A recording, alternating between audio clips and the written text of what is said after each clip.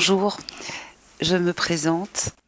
Je suis une flamme jumelle depuis 2015 et au début quand, j'ai rencontré mon autre, les sensations, que je ressentais m'ont poussée à essayer de comprendre mais d'où venait cette,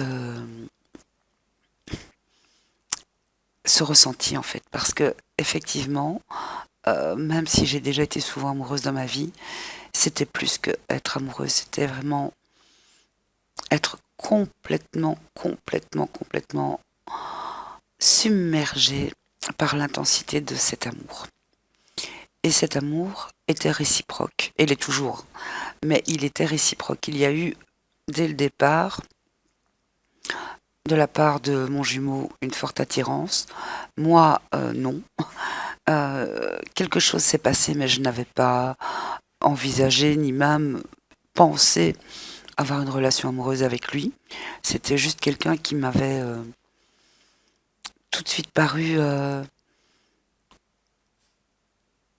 sympathique, oui, mais en même temps, comme si j'avais un lien avec lui, mais indéfini, je ne savais pas. Mais donc, depuis 2015, j'ai consulté des blogs, j'ai regardé beaucoup d'informations écrites. Et à cette époque, je trouvais ça fort intéressant parce que justement, ça m'aidait à comprendre ce que je vivais.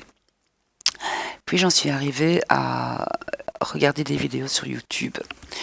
Et quand je suis passée sur YouTube, il y avait au départ Fabien Marchand, évidemment. Je trouvais qu'il était assez sec pour parler, assez directif et aussi euh, assez carré, c'est-à-dire qu'il n'y avait pas de possibilité, c'était blanc ou noir. Bon, ça ne me correspondait pas. J'ai eu du mal à comprendre ce que c'était qu'un runner ou un chaser. Je me voyais dans les deux. Et puis j'ai abandonné ces vidéos YouTube parce que je trouvais que c'était plus du blabla que des choses qui m'élevaient en fait, parce que c'était tout simplement donner des informations blanc ou noir. Voilà. Puis après, d'autres personnes aussi étaient sur YouTube à cette époque, dont Pascal Montagnac qui est revenu. Au début, je m'intéressais à ce qu'elle disait énormément. Ensuite, il y a eu aussi euh, Francis Larin, quelqu'un d'assez atypique, j'ai envie de dire. Et Anne Delucis, elle faisait des tirages de cartes, mais elle me rendait heureuse parce que c'était toujours bienveillant. Ensuite, est venue une habitude de regarder sur YouTube ce qui se disait. Et ça a duré, même encore maintenant, jusqu'à maintenant encore. Par contre, ce que je remarque depuis 2 ans à peu près, mais là ça devient vraiment extraordinairement lourd, c'est toutes ces personnes qui se sont placées sur YouTube en connaisseuses. Je dis connaisseuses, il y a aussi ceux qui se placent en connaisseurs, mais disons que c'est plus souvent des femmes que des hommes. Et toutes ces femmes qui se disent être des flammes jumelles, quand je les entends dire qu'elles se basent sur leur propre expérience et qu'en même temps elles recueillent des témoignages d'autres pour en faire des théories qu'elles mettent sur leur chaîne, comme si ces théories étaient, j'allais dire, tamponnées du sceau de la vérité.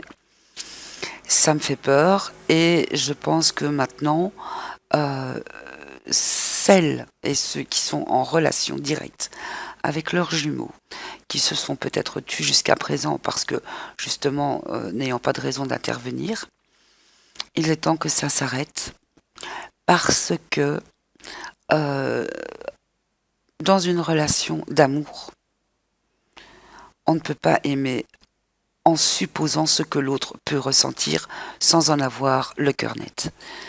Quand on aime quelqu'un, même si, et c'est ça le problème des flammes jumelles, c'est qu'on parle de séparation.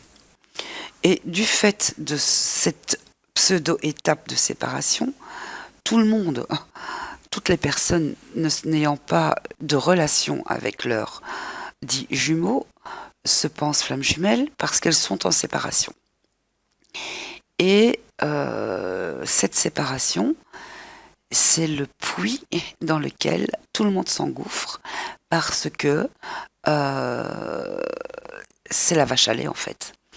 La séparation, c'est la vache à lait de toutes les personnes qui, à mon avis, font des chaînes YouTube, prétendent être énergéticiennes, thérapeutes et se donnent des titres vraiment farfelus, demandant de participer à des programmes pour pouvoir se sentir mieux dans sa peau. Alors que n'oublions pas, quand on aime quelqu'un, et que l'on est aimé en retour, évidemment, ce que explique à la base de tout la flamme jumelle, c'est quand même l'amour. Et l'amour de deux personnes. Alors, si l'un des deux aime, soi-disant, mais n'est pas présent, ne se manifeste pas, ou se met à l'écart, et qu'on prétend que parce qu'il se met à l'écart, que c'est le runner, déjà de 1, et que c'est parce qu'il a peur de 2, et parce que il